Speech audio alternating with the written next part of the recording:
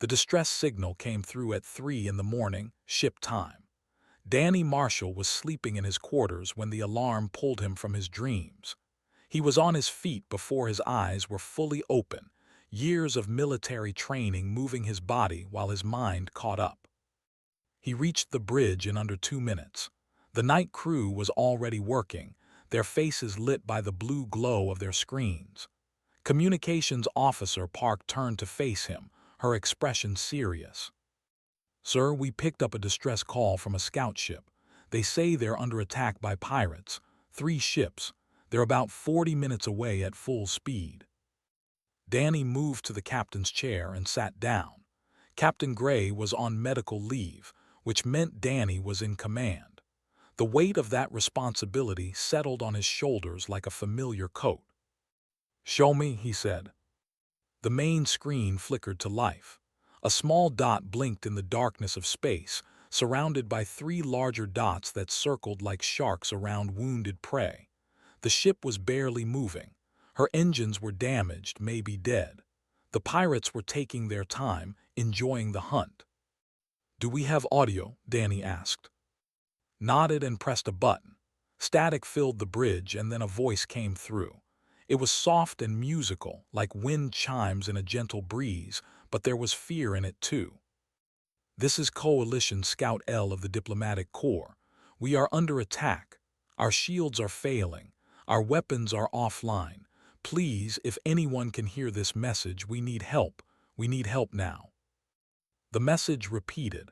Danny listened to it twice, hearing the desperation grow each time.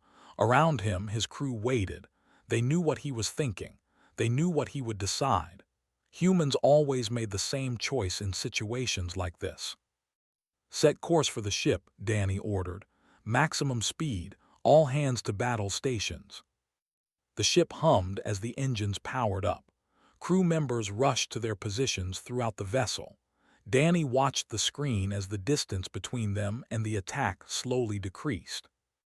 Navigator Brooks looked up from his console. "Sir, I should mention that they haven't exactly been friendly to humans. They refuse to join the coalition. They don't trade with us. Some people say they think humans are dangerous." Danny nodded. He knew all of this. They were one of the oldest species in the galaxy. They had built empires while humans were still living in caves. They were proud, isolated, and suspicious of younger races, especially humans who had spread across the stars faster than anyone thought possible. None of that mattered right now.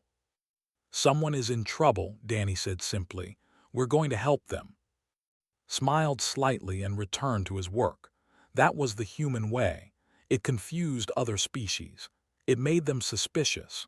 But it was who humans were, and Danny wasn't about to change that because of politics. The Starward Hope dropped out of faster-than-light travel right in the middle of the fight. The ship was in bad shape. Her hull was torn open in several places.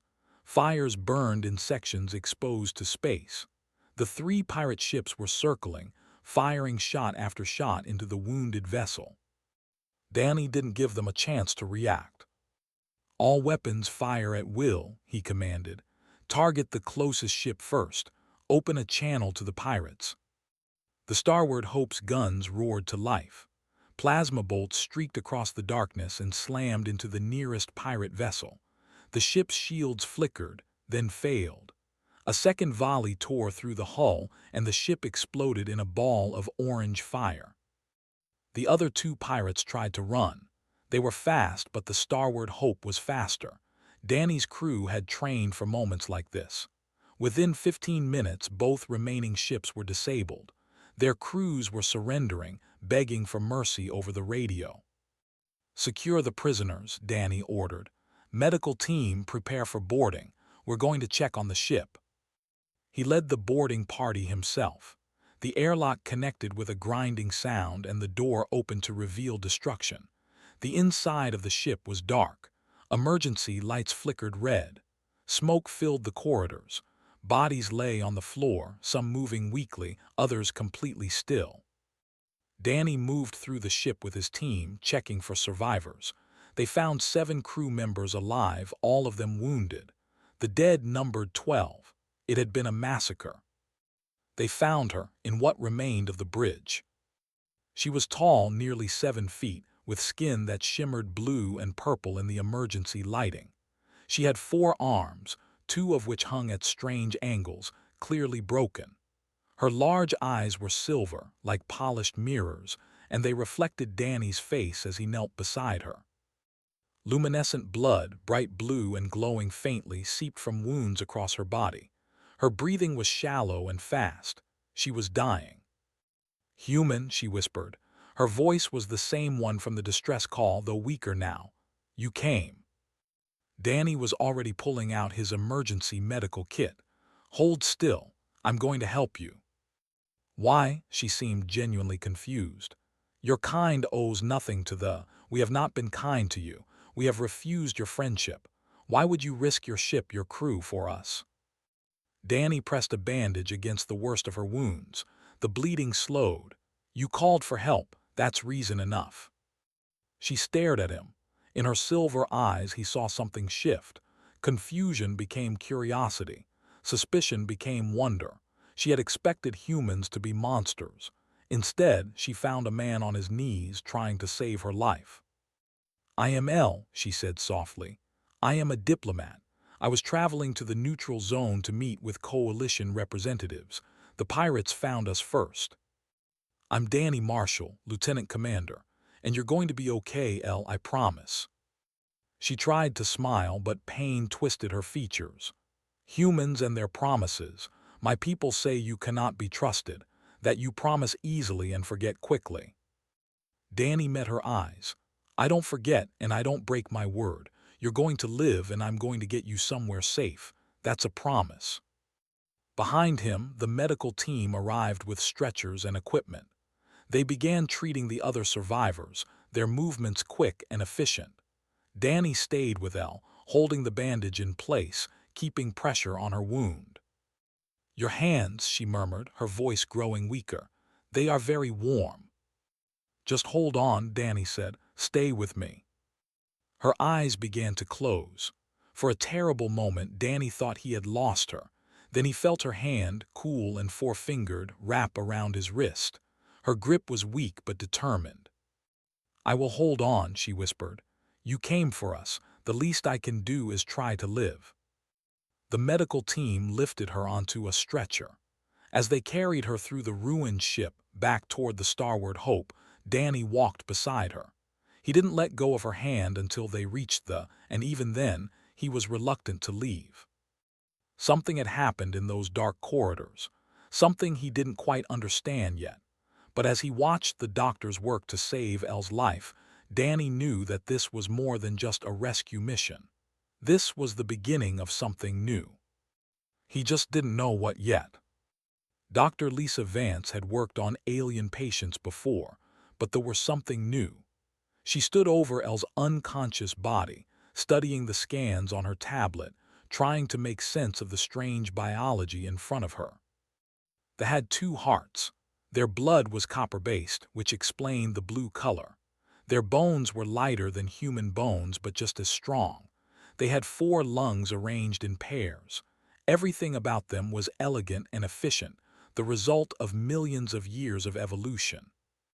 Lisa worked through the night. She repaired internal bleeding, set broken bones, and closed wounds. By morning, Elle was stable. She would live, though recovery would take time. Danny was waiting outside when Lisa emerged. He looked like he hadn't slept at all. Dark circles hung under his eyes and his uniform was wrinkled. But his expression was alert, focused. "How is she?" he asked immediately.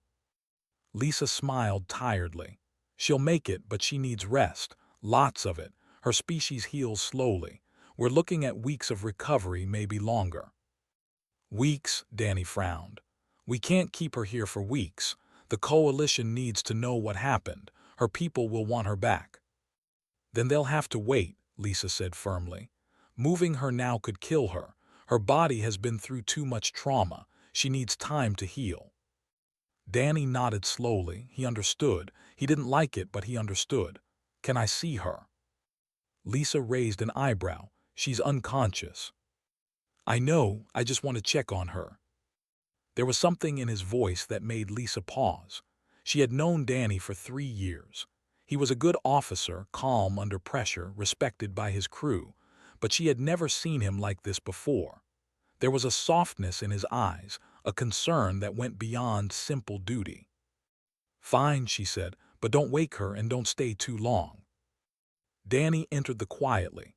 The lights were dim, set to help patients rest. Elle lay on a bed designed for humans, which meant her feet hung off the end. Her blue skin had lost some of its shimmer, faded by pain and blood loss. Bandages covered much of her body. Machines beeped softly, monitoring her vital signs. Danny sat down in the chair beside her bed. He didn't say anything. He just watched her breathe, slow and steady, and felt something tight in his chest begin to loosen. She woke up 2 days later. Danny was there when her silver eyes opened. He had been visiting every few hours, telling himself it was his duty as the commanding officer to check on all their patients. Lisa had stopped believing that excuse on the second day. "You are still here," Elle said. Her voice was rough from disuse. "I thought perhaps I dreamed you." Danny leaned forward. "How do you feel?" "Like I was shot many times and then put back together by someone who had never seen a before." She paused. "That was not meant as criticism. Your doctor saved my life. I am grateful." "I'll tell her you said that. She'll appreciate it." Elle tried to sit up and immediately regretted it. Pain flashed across her face and she fell back against the pillows. Danny reached out instinctively, his hand hovering near her shoulder, not quite touching. "Easy," he said. "You're still healing, don't push yourself." She looked at his hand, then at his face. "You are very strange, human Danny Marshall. You look at me with such concern, as if I matter to you." "You do matter." "Why, we are strangers. Our peoples are not friends. There is no advantage for you in caring about me." Danny pulled his hand back and sat down again. He thought about her question for a long moment before answering. "Where I come from, you don't need a reason to care about someone. You just do. It's not about advantage or politics. It's about being decent, being kind." Elle studied him with those strange silver eyes. Among her people, she was considered an expert on alien cultures. She had spent decades learning about other species, their customs, their beliefs, their ways of thinking. But humans continued to puzzle her.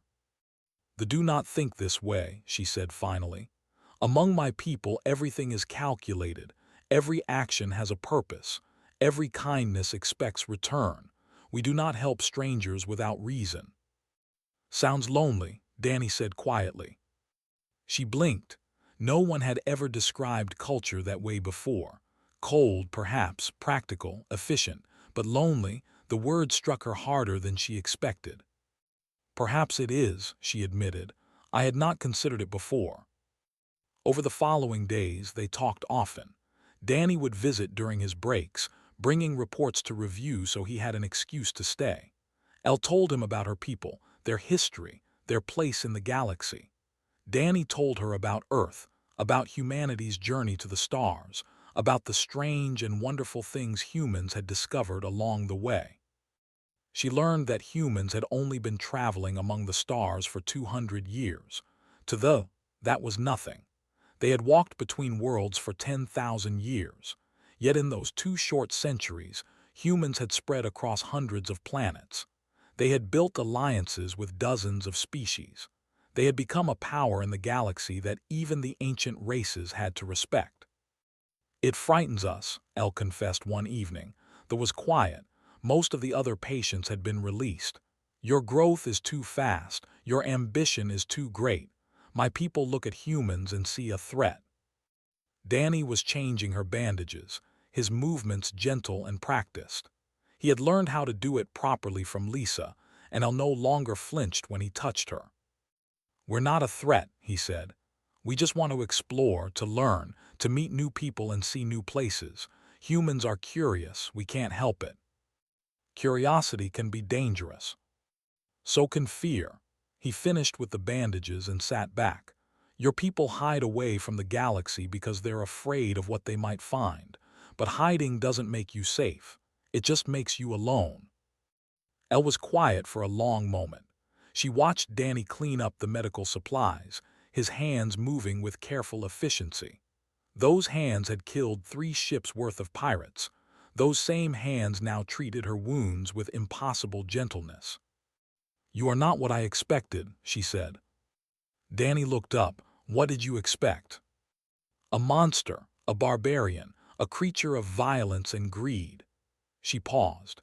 "Instead, I find a man who rescues strangers, who sits with the wounded, who speaks of kindness as if it were the most natural thing in the world." Danny smiled slightly. "Maybe we're all a little different from what people expect." "Perhaps." Elle returned his smile, a small curve of her lips that felt strange and new on her face. They did not smile often.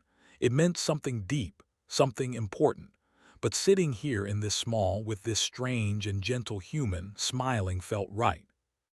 She just hoped she would understand what that meant before it was too late. 2 weeks passed aboard the starward Hope. The ship continued its patrol route through the sector, but life had changed in subtle ways.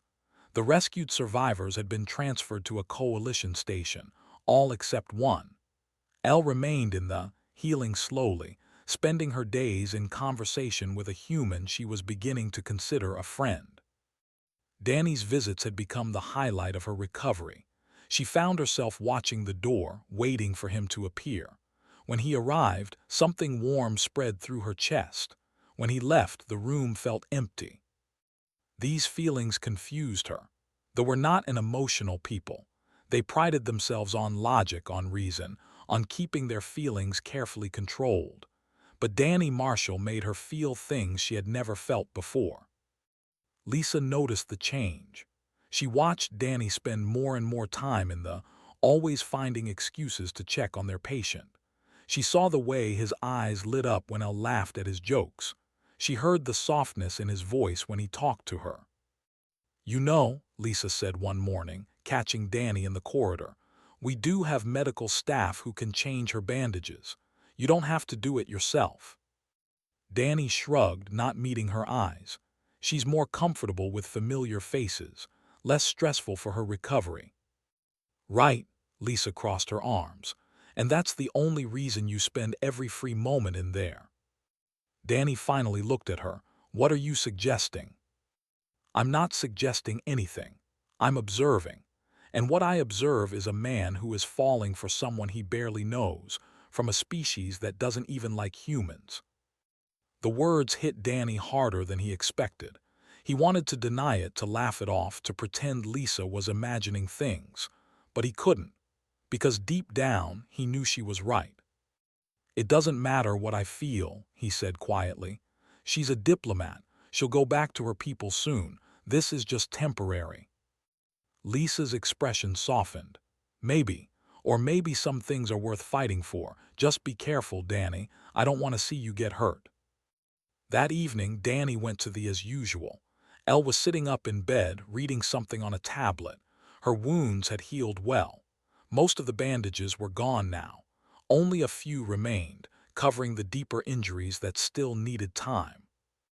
"You look better," Danny said, pulling up his chair. "I feel better." She set down the tablet and smiled at him. That smile still took his breath away, though he tried not to show it. "Your doctor says I might be able to leave the soon, walk around the ship, see something other than these walls." "That's great news." Danny meant it, though part of him felt a twinge of sadness. Once she was mobile, she would be one step closer to leaving. "Will you show me around?" Elle asked. "I would like to see your ship properly, and I would like you to be my guide." Danny nodded. "I'd like that too." They sat in comfortable silence for a moment. Outside, stars drifted past the small window. The ship hummed quietly around them, full of crew members living their lives, unaware of the small drama unfolding in this room. "I should change your bandages," Danny said finally. "The ones on your side. Lisa said they need to be replaced every day until the wound closes completely." Elle nodded and shifted to give him access. Danny moved closer, gathering the medical supplies he needed. He had done this dozens of times now. His hands knew the motions by heart. Clean the area, apply the healing gel, wrap fresh bandages, secure them in place. He worked carefully, focused on his task. The wound along her was healing well. The edges were closing. Soon there would be nothing left but a faint scar. His fingers moved gently across her skin, checking for signs of infection, making sure everything looked right. And then she moved. It was small, just a slight shift as she adjusted her position. But Danny's hand slipped. His palm pressed flat against her side, just below the wound, against the warm, iridescent skin of her body. He froze. Danny had read about customs during the past 2 weeks. He had studied everything he could find, wanting to understand her better. And one thing he had learned stood out in his mind now, burning like fire. Among the touch was sacred. They wore gloves in public. They kept their skin covered. Ungloved contact between two people who were not family meant something deep, something intimate. It was reserved for those closest to you, for mates. He had just touched her in a way that meant everything to her people. "I'm sorry," Danny said quickly, starting to pull his hand away. "I didn't mean to. It was an accident. But his words died in his throat. Because Elle was looking at him. Her silver eyes were wide, but not with anger, not with offense. She was looking at him with something else entirely, something soft and warm and wondering. And then she smiled. Not the small, careful smiles she had given him before. This was different. This smile spread across her whole face. It reached her eyes. It made her skin shimmer brighter, colors dancing across her body like light through crystal. "Your hands," she said softly, "are very warm." Danny's heart was pounding. He knew he should move, should apologize again, should pretend this moment had never happened. But he couldn't. His hand remained where it was, pressed against her side, feeling the beat of her two hearts beneath his palm. "Elle," he whispered, "I don't understand." "Among my people," she said, "what you just did would be considered a declaration, a statement of intention, of desire." She paused. "Did you mean it?" Danny swallowed hard. Every reasonable thought in his head screamed at him to say no, to explain that it was an accident, to retreat to safe ground. But looking into her silver eyes, feeling the warmth of her skin, he found that he couldn't lie. "Yes," he said, "I think I did." Her smile grew even brighter. She reached out with one of her hands and placed it over his, holding it against her side. Her skin was cool against his, a pleasant contrast to his warmth. "I have been waiting," she admitted, "hopping, wondering if you felt what I feel. Among the we do not speak of such things directly. We wait for signs, for gestures." And this was a sign. The most important one. She squeezed his hand gently. "You touched me, Danny Marshall, and I did not pull away. Do you understand what that means?" He was beginning to. Among humans, this would have been awkward, embarrassing, something to apologize for and forget. But for it was everything. It was permission. It was acceptance. It was the beginning of something profound. "I understand," Danny said. "At least I think I do." "Good." Elle pulled his hand to her chest, pressing it against the place where her hearts beat. He could feel them now, two steady rhythms slightly out of sync with each other. "Then stop apologizing and stay with me tonight." Danny stayed. They talked until the ship's night cycle dimmed the lights. They talked about everything and nothing, about their lives and their dreams and their fears. And when exhaustion finally claimed them, Danny fell asleep in the chair beside her bed, his hand still held in hers. When Lisa found them the next morning, she smiled and quietly closed the door. Some things, she decided, were none of her business. The message came 3 weeks after the rescue. Danny was on the bridge when received the transmission. Her face went pale as she listened, and when she turned to Danny, her expression told him everything he needed to know. "Sir," she said carefully, "we have an incoming communication from the High Council. They're demanding to speak with you immediately." Danny straightened in his chair. He had known this moment would come. Elle was too important to her people to simply disappear. Sooner or later they would come looking for her. He had just hoped for more time. "Put them through," he ordered. The main screen flickered and a face appeared. It was older than Elle, with skin that had faded to a deep gray blue. His silver eyes were cold and hard, like frozen metal. When he spoke, his voice held none of the musical quality that made Elle's speech so pleasant. "I am High," he announced. "You have one of our citizens aboard your vessel. You will return her immediately." Danny kept his voice calm. "I am Lieutenant Commander Danny Marshall. The citizen you're referring to, Diplomat L, was rescued from a pirate attack. She was severely wounded. Our medical staff has been treating her injuries." "We are aware of the attack." His expression did not change. "A cruiser is en route to your location. When it arrives, you will transfer L to our custody. There will be no negotiation. With respect, L is still recovering. Moving her before she's fully healed could be dangerous." "That is not your concern. She is. She belongs with her people. You have no right to keep her." Danny felt anger rise in his chest, but he pushed it down. Getting emotional would not help anyone. No one is keeping her anywhere against her will. She's free to leave whenever she chooses. Something flickered in his eyes. Doubt perhaps, or suspicion. "We shall see. The cruiser will arrive in 4 days. Have her ready for transfer." The screen went dark. Danny sat in silence for a long moment, staring at the empty display. Around him, the bridge crew exchanged worried glances. Everyone knew about Danny and Elle. Ships were small places. Secrets didn't stay secret for long. He found Elle in the observation lounge, watching the stars. She was standing now, still a bit unsteady but growing stronger every day. When she heard him enter, she turned and smiled, but her smile faded when she saw his face. "What happened?" she asked. Danny told her about the message. About the cruiser coming to take her home. She listened in silence, her silver eyes growing darker as he spoke. "I expected this," she said when he finished. "My people are protective, especially of diplomats. They will assume the worst about humans. They will believe you manipulated me, held me prisoner, used me for some purpose. But that's not true. I know that, you know that, but the High Council sees what they want to see." She turned back to the window.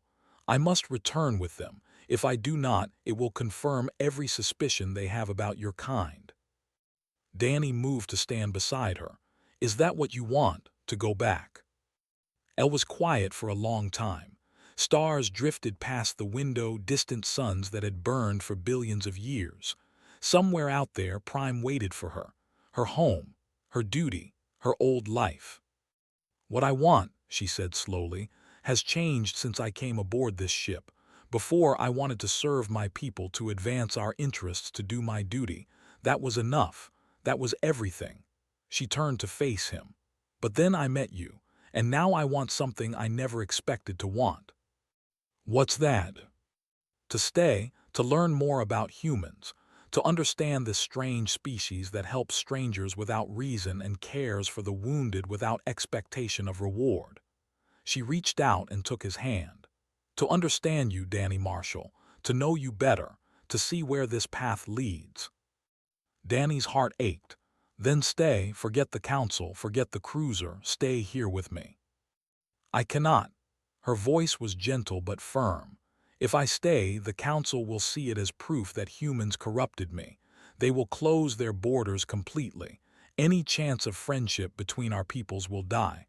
I cannot be that selfish." "So what do we do?" Elle smiled. It was a sad smile, but there was determination in it too. "We do what humans do. We find another way." Over the next 4 days, Elle worked on a plan. She spent hours on the communications system, speaking with contacts among her people. Danny didn't understand most of what she said, but he could hear the passion in her voice, the conviction. She was fighting for something, even if he didn't know what. The cruiser arrived exactly on schedule.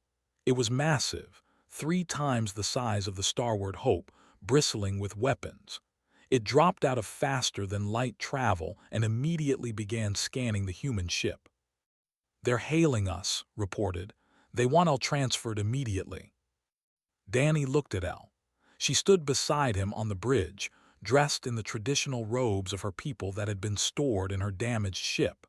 She looked every inch the diplomat, calm and composed and radiating authority. "Put me through," she said. The screen lit up with his face.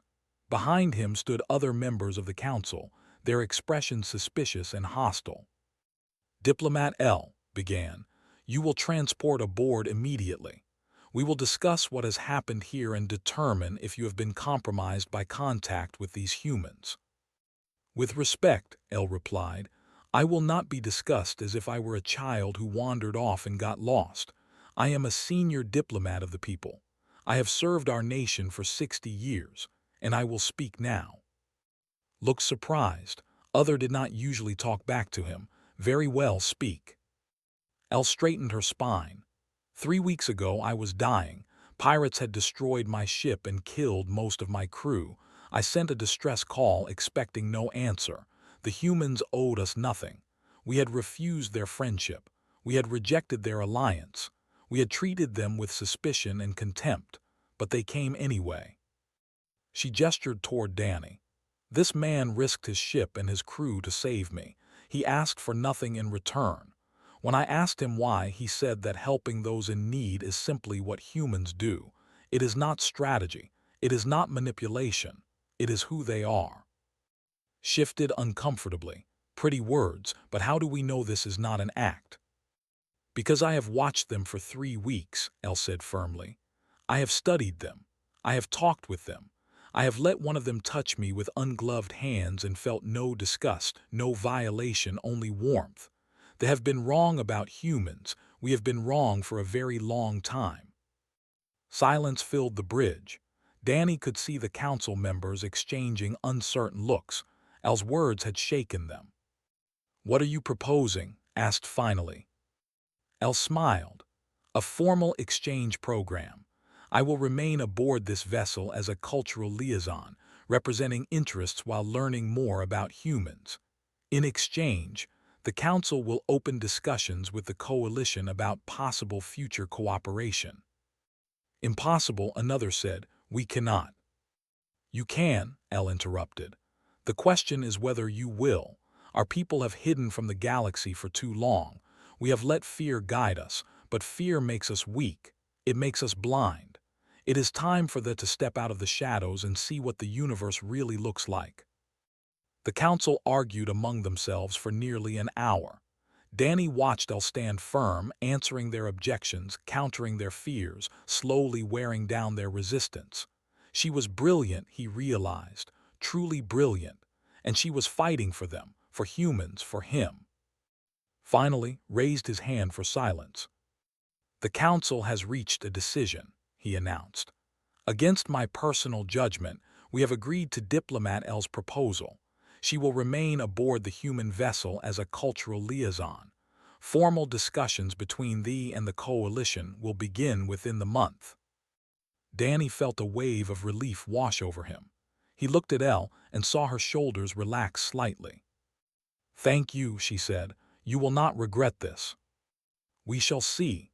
Eyes found Danny. "Take care of her, human. If any harm comes to Elle, there will be consequences." "I understand," Danny said. "She's safe with us. You have my word." The screen went dark. The cruiser hung in space for a long moment, then slowly turned and jumped away. Elle let out a breath she seemed to have been holding for days. She turned to Danny, and for the first time since the council's message had arrived, she truly smiled. "Well," she said, "it seems I am staying after all." Danny smiled back. "Welcome to the crew." 6 months had passed since Elle joined the crew of the Starward Hope. In that time, everything had changed, not just for Danny and Elle, but for the entire galaxy. The exchange program had grown beyond anyone's expectations. What started as one diplomat on one human ship had become a movement. Others volunteered to join coalition vessels. Human ambassadors were invited to stations. For the first time in thousands of years, the ancient race was opening its doors to the universe. Danny stood on the observation deck, watching the blue-green curve of Prime fill the viewport. Tomorrow, he would set foot on alien soil as part of the first human delegation invited to The thought made his stomach twist with nervousness. Behind him, the door opened. He didn't need to turn around to know who it was. He could feel her presence like warmth on his skin. Elle moved to stand beside him. Her wounds had healed completely now, leaving only faint scars that she wore with pride. She had put on weight during her time with humans, filling out her tall frame. Her skin shimmered brighter than ever, colors dancing across her body like living light. "You are nervous," she observed. Danny laughed quietly. "Is it that obvious?" "To me, yes. I have learned to read you, Danny Marshall. The way your shoulders tighten, the way your jaw sets. You are worried about tomorrow. What if I mess everything up? What if I say the wrong thing or touch someone I shouldn't or break some ancient custom? I've studied your culture for 6 months, and I still feel like I don't understand half of it." Elle was quiet for a moment. The stars continued their slow dance outside the window, countless worlds spinning through the void. Somewhere out there, species that had never met were learning to trust each other. Old enemies were becoming new friends. The galaxy was changing, one small step at a time. "You will make mistakes," she said finally. "It is inevitable. Humans are impulsive. You act before you think. You speak before you consider the consequences. It is one of your most frustrating qualities." Danny sighed. "That's not exactly what I wanted to hear." "Let me finish." She turned to face him, her silver eyes reflecting the starlight. "You will make mistakes. You will offend someone. You will break some rule you never knew existed. And then you will do what humans always do. You will apologize. You will learn. You will try to do better. And that will be enough. It will be more than enough." Elle reached out and took his hand. Her cool fingers intertwined with his warm ones, fitting together like pieces of a puzzle. "My people have spent thousands of years perfecting themselves. We do not make mistakes. We do not apologize. We do not admit weakness of any kind. And where has it gotten us? We are ancient and proud and utterly alone." She stepped closer, pressing herself against his side. "But humans are different. You fail constantly. You stumble and fall and pick yourselves up again. You say sorry and mean it. You acknowledge your flaws and work to improve them. This seems like weakness, but I have learned that it is actually strength, the greatest strength of all." Danny looked down at their joined hands, human and warm and cool, different in every way that could be measured, yet somehow perfectly matched. "When did you become so wise?" he asked. Elle smiled. "I learned from watching humans. You are very educational, you know." "I'll take that as a compliment." "You should." They stood together in comfortable silence, watching the planet grow larger in the viewport. Somewhere down there, millions of waited to meet the strange new species that had come into their lives. Some were curious, some were frightened, some were hostile, but all of them were watching, waiting to see what would happen next. "Tell me something," Danny said. "That first day when I found you in your ship, why did you smile when my hand slipped? What were you thinking?" Elle was quiet for a long moment.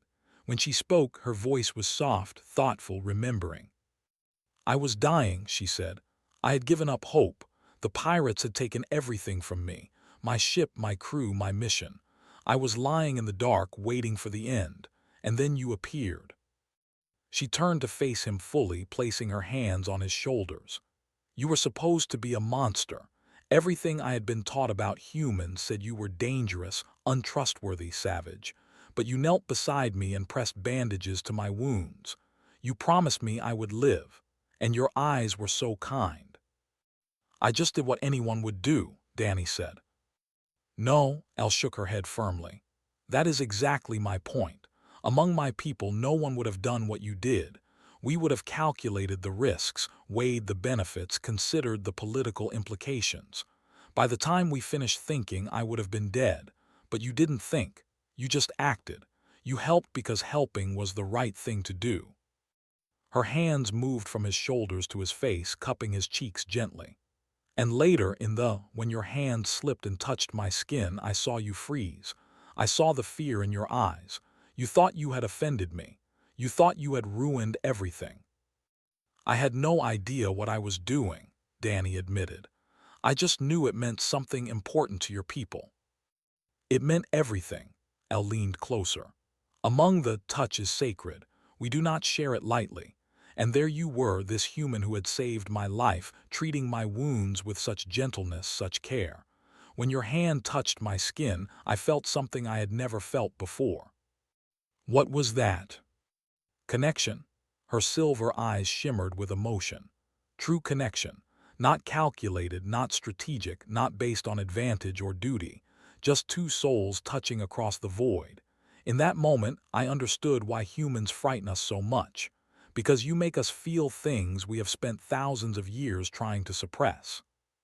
She pressed her forehead against his, the gesture of deepest trust. "I smiled because I had found something precious, something rare, something worth protecting. I smiled because in your touch I found hope." Danny closed his eyes.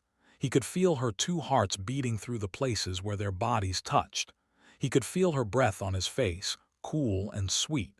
He could feel the weight of everything they had built together, this fragile bridge between two worlds. "I love you," he said. The words came out easily, naturally, as if they had been waiting inside him all along. Elle pulled back slightly, her eyes widening. "What did you say?" "I love you." Danny met her gaze without fear. "I know it's complicated. I know there are a million reasons why this shouldn't work. Different species, different cultures, different everything. But I don't care. These past 6 months have been the best of my life, and I don't want them to end." For a moment, Elle said nothing. She just stared at him, her expression unreadable. Danny felt his heart pound in his chest, wondering if he had gone too far, said too much. Then she smiled. That beautiful, radiant smile that lit up her entire face and made her skin dance with color. "Among the," she said, "we have a word for what you describe. It translates roughly as soul bond. It is the deepest connection two people can share, rarer than stars in the void, more precious than any treasure." She took his hands in hers. "I never thought I would find it. I never thought it was possible, especially with someone from another species. But here you are, my soul bond, my partner, my Danny." She leaned in and pressed her lips to his. It was not a human kiss, not exactly.